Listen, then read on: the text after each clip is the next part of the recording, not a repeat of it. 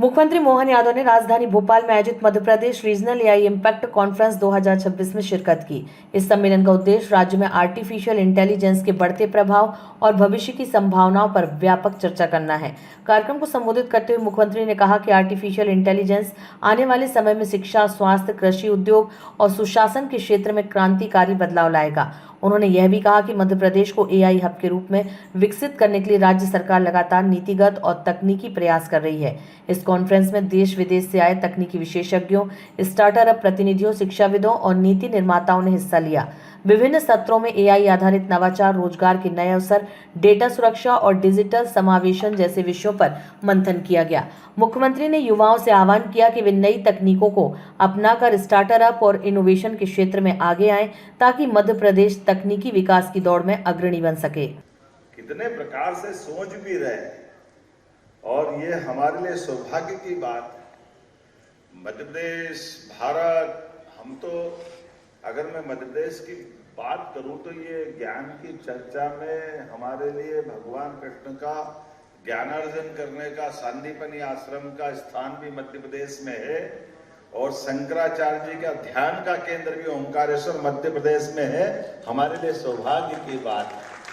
दोनों अद्वितीय महापुरुष, एक 5000 साल पहले, एक 1000 साल पहले, दोनों के अपने बुद्धि, उनकी बुद्धि की भी हमारे यहाँ तो बड़ा मुश्किल है।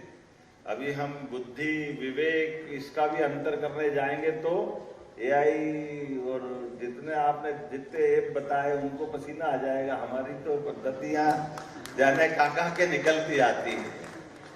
हमारी सारी बुद्धि के 3 प्रकार में मांत्रिक बुद्धि, यांत्रिक बुद्धि, तांत्रिक बुद्धि। अभी मंत्र, यंत्र, तंत्र में दुनिया उलझी पड़ी है। एक और तंत्र इन सब पे भारी, वो है षड्यंत्र। हमको वो भी आनंद आता है।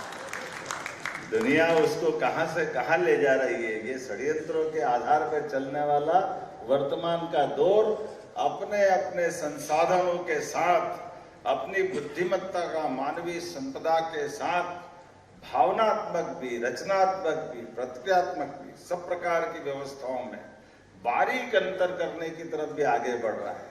उस बारीक अंतर में हम अपनी मूल प्रकृति को नष्ट नहीं कर ले, उसको भी बचाने की जरूरत है। लेकिन इन संसाधनों के बलबूते पर जो बेहतर से बेहतर हो सकता वो हमारे ही उदाहरणों से हमको ध्यान में आता है। हम अपने एआई का उपयोग जन कल्याणकारी योजनाओं के लिए करें, सभी विभागों के लिए करें, सभी प्रकार के शासन के, केंद्र शासन के मिलकर के दोनों तरह से जितना बेहतर हो सकता वो करें। एआई के उदाहरण तो इतने अच्छे हैं कि हमको मालूम है भगवान महादेव का परिवार में गणेश जी ने क्या बुद्धिमत्ता का उपयोग किया। पृथ्वी की परिक्रमा कैसे होती है, हमसे अच्छा कौन बता सकता है। ये उदाहरण तो भारत का ही है। भगवान कार्तिकेय ने तो बेचारे ने पता नहीं पूरी पृथ्वी की परिक्रमा करने निकल गए, लेकिन माता पिता की परिक्रमा से भी हो जाती है। ये अपने ही जानते हैं, दुनिया में नहीं जानते कोई और। जितना भारत वाले अपने उस बुद्धि के देवता के माध्यम से गणेश जी की स्थापना के